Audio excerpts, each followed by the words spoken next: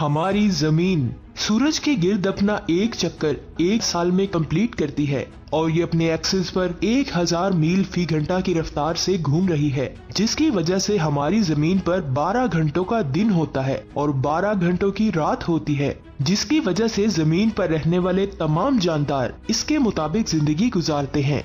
क्या हो अगर हमारी जमीन अचानक से घूमना बंद कर दे, कितनी तबाही होगी आप जानेंगे आज की इस वीडियो में। जमीन जो हमारे सोलर सिस्टम का तीसरा प्लेनेट है, ये हमारे सोलर सिस्टम का वाहिद ऐसा प्लेनेट है जहां हम इंसान और जानवर रहते हैं, और हम इंसानों के लिए जमीन का घूमना कितना ज्यादा अहम है वो जमीन का घूमना बंद होने के बाद ही हमें पता चलेगा। अगर जमीन घूमना बंद कर देगी तो सबसे पहले हर जिंदा चीज का वजन पहले से थोड़ा ज्यादा हो जाएगा। अगर आज हम लोग जिंदा हैं तो उसमें भी जमीन के घूमने की बहुत बड़ी वजह है। हमारी जमीन 1000 मील फी घंटा की रफ्तार से घूम रही है, जिसकी वजह से हमारी जमीन पर 12 घंटों का दिन होता है और 12 घंटों की एक रात होती है। और जैसे ही आप नॉर्थ और साउथ पोल की तरफ आगे बढ़ते हैं तो जमीन की रोटेशनल स्पीड भी आहिस्ता आहिस्ता कम होने लग जाएगी और जमीन का अचानक घूमना बंद हो जाएगा। तो वही होगा जो 150 किलोमीटर फी घंटा की रफ्तार से चलने वाली कार के साथ होता है।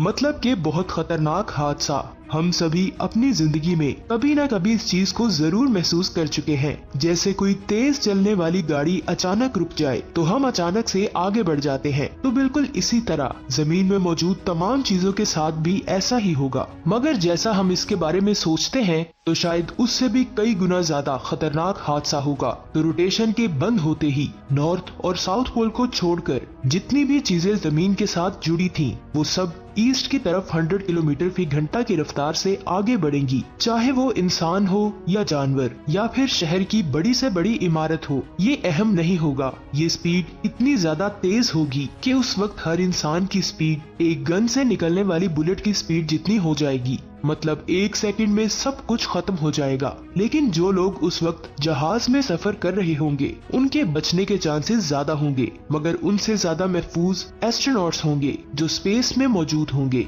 लेकिन जमीन में मौजूद हर चीज कुछ ही सेकंड्स में खत्म हो जाएगी, तो बचेंगी सिर्फ बिल्डिंग्स। लेकिन यहाँ 2 सवाल आते हैं। पहला सवाल कि सब कुछ ईस्ट डायरेक्शन की तरफ ही क्यों जाएगा, मुख्तलिफ डायरेक्शंस में क्यों नहीं? क्योंकि आमतौर पर जमीन वेस्ट से ईस्ट की तरफ रोटेट कर रही है, मतलब कि जमीन ईस्ट की तरफ ही घूमती है। तो जब इसका घूमना बंद हो जाएगा तो जमीन की सतह से जुड़ी हर चीज वो ईस्ट डायरेक्शन की तरफ जाने लगेगी। और अगर हर चीज इतनी स्पीड पकड़ लेती है तो क्या हम जमीन से बाहर निकलकर स्पेस में नहीं पहुंच जाएंगे? अगर किसी भी ऑब्जेक्ट को जमीन की ग्रेविटेशनल फोर्स से बाहर स्पेस में पहुंचाना है तो इस ऑब्जेक्ट की स्पीड होनी चाहिए 40,000 किलोमीटर फी घंटा। अगर किसी चीज की स्पीड इससे कम हो तो वो चीज जमीन से बाहर नहीं जा सकती। तो जब हर चीज ईस्ट डायरेक्शन की तरफ जाने की कोशिश करेगी तो समुद्र भी अपनी जगह से आगे बढ़ेगा, जिसका मतलब है बहुत बड़ी बड़ी सुनामी, जिसकी वजह से समुद्र की लहरें इतनी ज्यादा ऊंची हो जाएंगी जिसका अंदाजा लगाना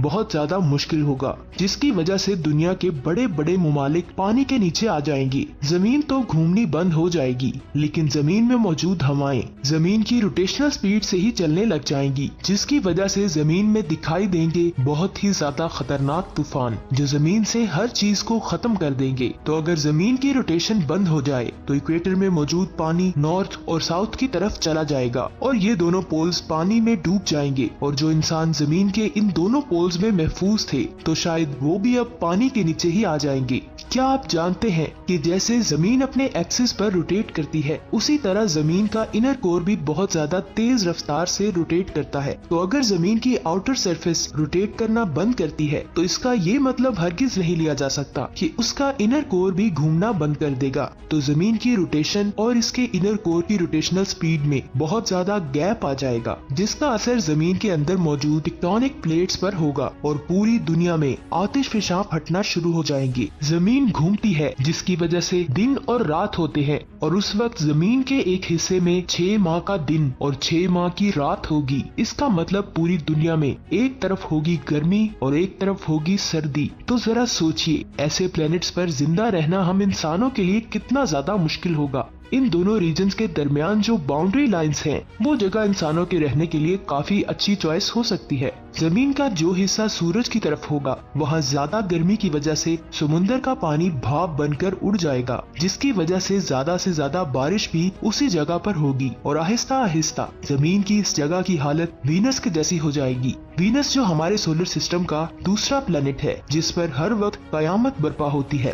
जमीन का वो हिस्सा जो सूरज की तरफ नहीं होगा, वहाँ बहुत ज्यादा सर्दी होगी और इस हिस्से के एटमॉस्फेयर में मौजूद हवाएं पहले से काफी ज्यादा डेंस यानी घनी हो जाएंगी, जो वक्त के साथ साथ लिक्विड में कन्वर्ट होने लगेगी और फिर ये लिक्विड सॉलिड स्टेट में पहुंच जाएगा। लेकिन हवा का सॉलिड फॉर्म में कन्वर्ट होना काफी ज्यादा मुश्किल है, क्योंकि जिस वक्त ये लिक्विड सॉलिड फॉर्म में कन्वर्ट होगा, तब वहाँ वैक्यूम स्पेस यानी बहुत बड़े बड़े तूफान आएंगे। इस वक्त तेज हवाएं इस ठंडे एरिया में एंटर होंगी। इस तरह हॉट या कोल्ड के एक्सचेंज की वजह से बेशक जमीन इंसानों के रहने के लिए हैबिटेबल हो सकती है, लेकिन इस एक्सचेंज की वजह से जो आंधी और तूफान आएंगे वो बहुत ज्यादा खतरनाक होंगे। सूरज की सोलर विंड से हमें जमीन का मैग्नेटिक फील्ड बचाता है, तो जमीन की रोटेशन बंद होने से ये मैग्नेटिक फील्ड भी खत्म हो जाएगा और सोलर वाइंड की वजह से जमीन का सारा पानी स्पेस में चला जाएगा, जैसे वीनस के पानी के साथ हुआ था, और जमीन में मौजूद हर जिंदा चीज इस तेज रेडिएशन से खत्म हो जाएगी।